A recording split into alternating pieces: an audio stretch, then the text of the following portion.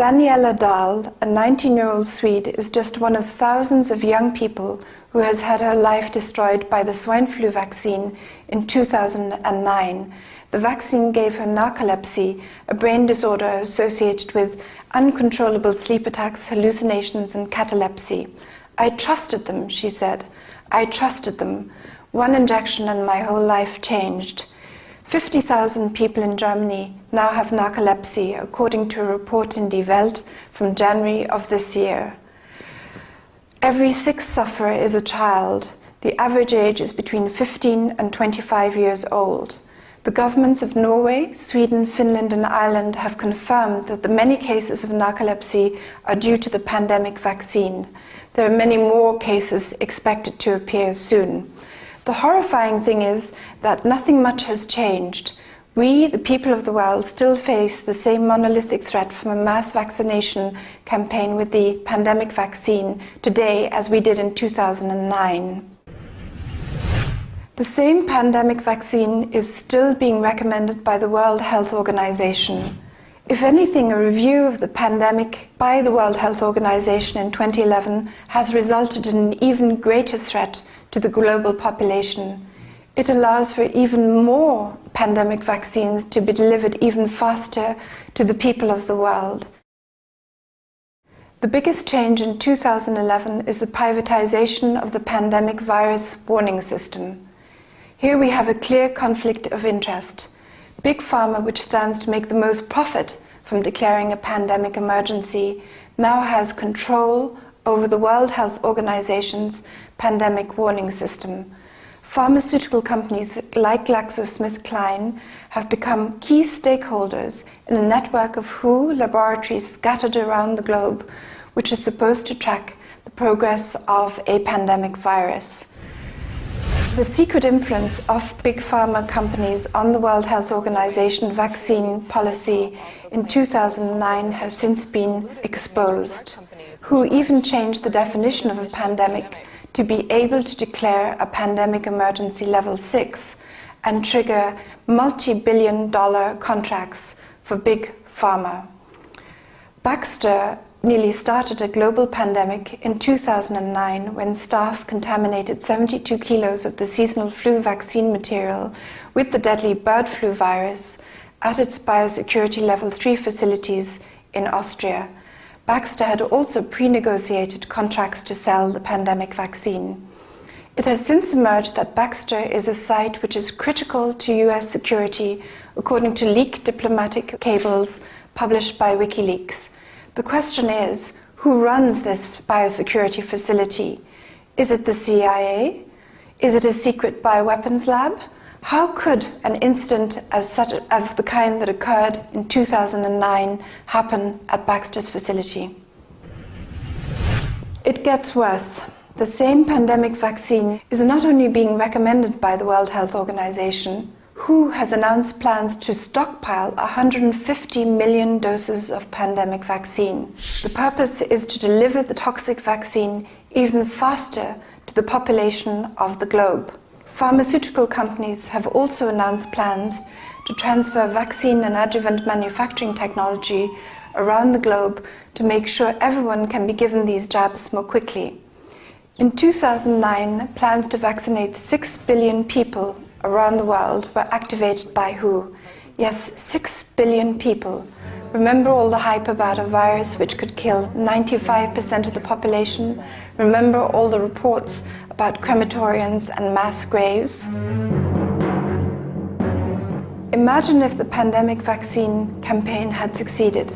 There would now be millions of people around the globe, overwhelmingly young people like Daniela Dahl, suffering from narcolepsy and other autoimmune diseases.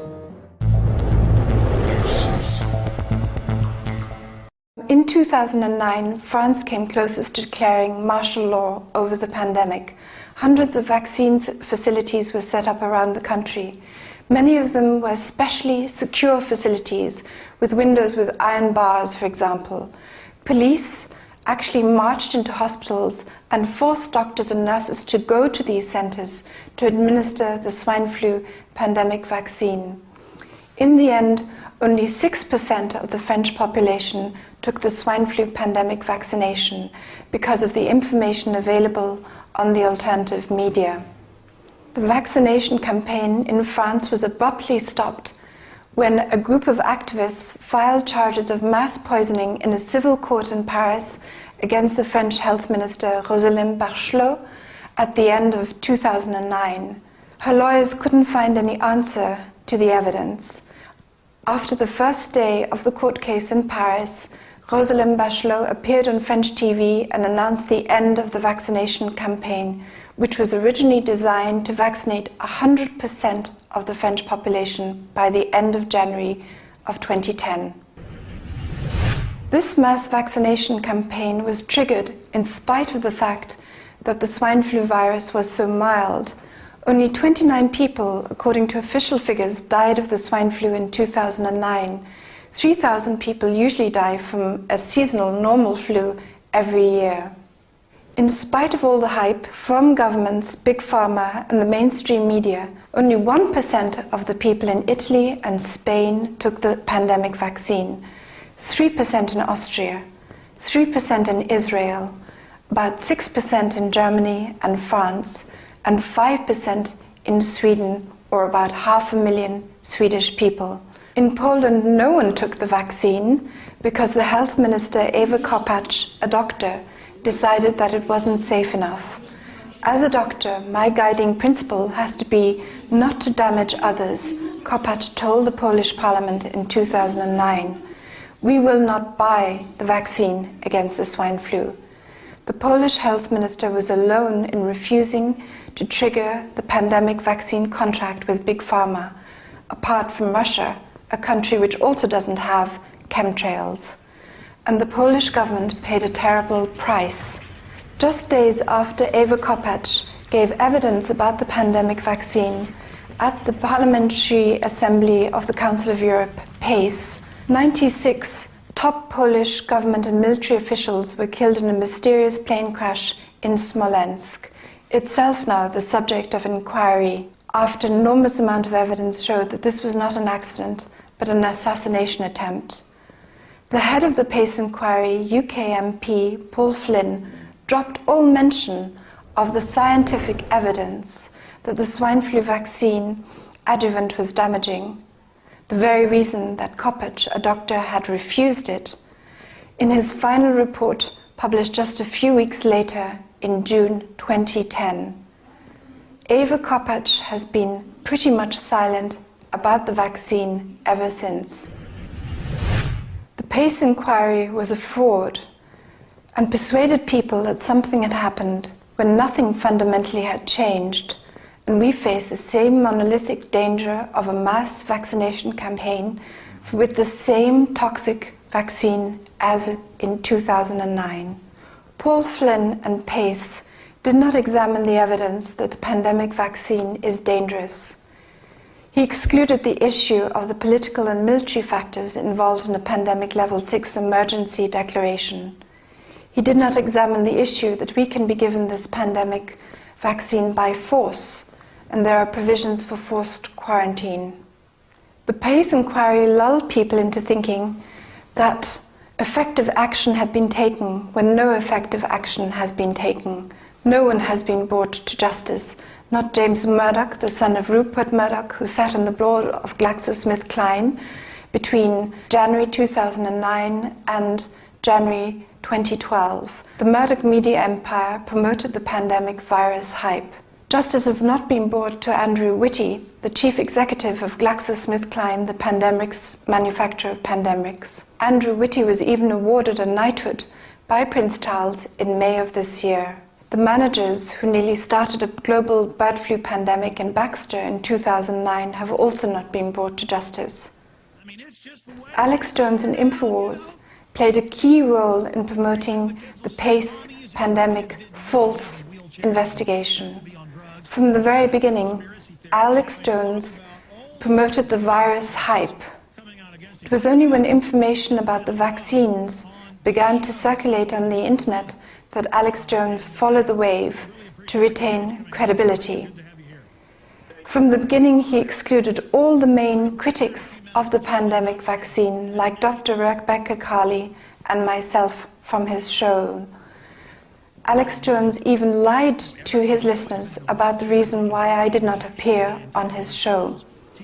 The truth is, I was invited by his staff, but when the time came for me to take the call, there was no call from InfoWars. German lawmaker Wolfgang Wodak appeared out of nowhere on the Alex Jones show when the vaccine campaign was over and when it was clear that it had failed. Alex Jones helped promote Wolfgang Wodak and the PACE inquiry as the spearhead of the criticism against the mass pandemic vaccination program. The deceit extends beyond Alex Jones to other parts of the alternative media, including Jim Core in Ireland. Jim Core has never used his high profile or his many appearances on mainstream Irish TV to spread the word about the damage caused by the pandemic vaccine. What has happened to me since 2009 is a salutary warning about how little real free speech we have in Western Europe. In 2010, 3 attempts were made to psychiatrize me by elements in the Austrian government and also elements in the global elite. A government-paid researcher at the Ludwig Boltzmann Institute called Lucas Kenner, funded by Baxter, tried to have me confined twice at the start of 2010. He is also a doctor and a pathologist at Vienna's main hospital, and he has published about his cancer research in a Rockefeller journal.